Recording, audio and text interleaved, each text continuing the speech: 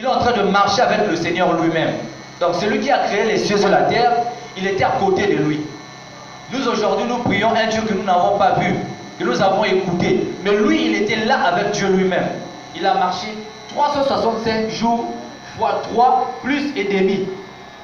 Il était là, il marchait avec lui. Mais, il a vendu le Seigneur. Et quand il a vendu le Seigneur, comme il avait un cœur de pierre, il ne pouvait jamais revenir pour venir demander pardon. Il ne savait pas quelle était la voie empruntée pour demander pardon. Alors que Pierre aussi a marché avec Dieu pendant 3 ans et demi.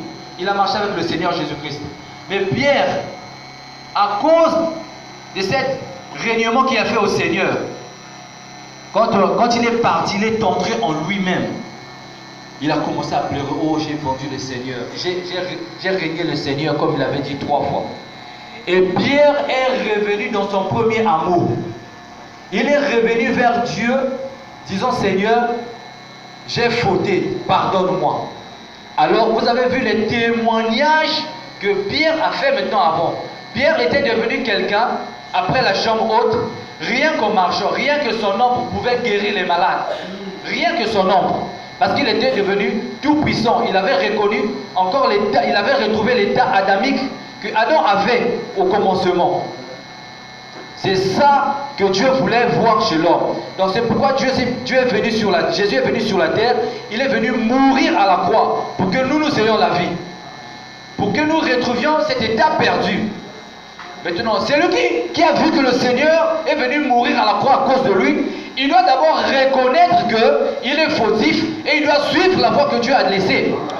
Il doit maintenant commencer à marcher comme le Seigneur Jésus-Christ. Dieu a laissé les paroles, il a laissé les préceptes que nous devons suivre. Mais qu'est-ce que Dieu a dit? Répandez-vous, faites-vous baptiser au nom du Seigneur Jésus-Christ.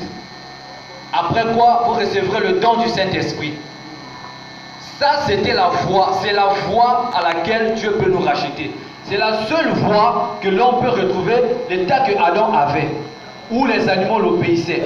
Excusez-moi de vous le dire, il y a des hommes qui sont comme des animaux sur cette terre.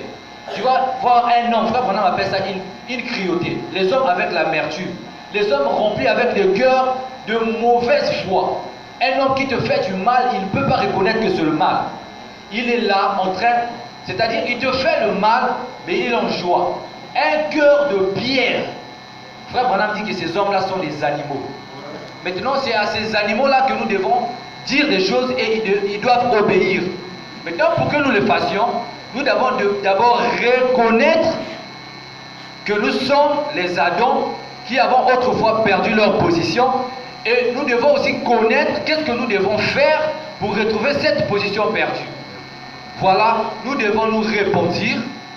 Tu as fait du mal à un frère, tu as fait du mal à une soeur, tu as fait du mal à quelqu'un, tu as fait du mal à Dieu. Parce que frère Branham dit qu'il y a 3 catégories de péchés. Il y a le péché contre soi-même. C'est-à-dire, tu te forces à faire quelque chose qui est mal, personne ne t'a vu. Tu pêches contre toi-même. Et à ce moment-là, tu pêches aussi contre Dieu. Il y a le péché contre Dieu. C'est-à-dire, tu transgresses sur sa parole. Les préceptes sont donnés. Tu sais qu'il est écrit, tu ne mentiras point, mais tu mentis. Quand tu mentis comme ça, tu es en train de transgresser. Ça, tu pêches contre Dieu. Il y a aussi le péché contre ton prochain. Tu pêches contre ton prochain. Le frère est ici, il ne connaît pas un problème, tu vas quelque part, tu mens sur son nom. Et le frère est attristé. Là, tu pêches contre lui. Et il a des manières pour réparer ces problèmes-là. Ça ne se repart pas de la même façon. Tout d'abord, la Bible dit, dans Matthieu 18, si tu pêches contre ton frère, tu devras aller devant ce frère-là, demander pardon. Après quoi, tu demanderas pardon à Dieu. Tu ne peux pas pécher contre quelqu'un et puis tu vas demander pardon à une autre personne. C'est pourquoi Pierre avait péché contre Jésus, il devrait demander pardon à Jésus. Judas avait péché contre Jésus, mais Judas va chercher quand il faut restituer seulement l'argent. Au lieu d'aller demander pardon. Et puis le choix qu'il avait fait, c'était de se pendre. Donc, le choix que nous faisons détermine aussi ce que nous sommes. Une personne qui a la sémence de Dieu, il ne pourra jamais chercher à arranger un problème par un autre problème.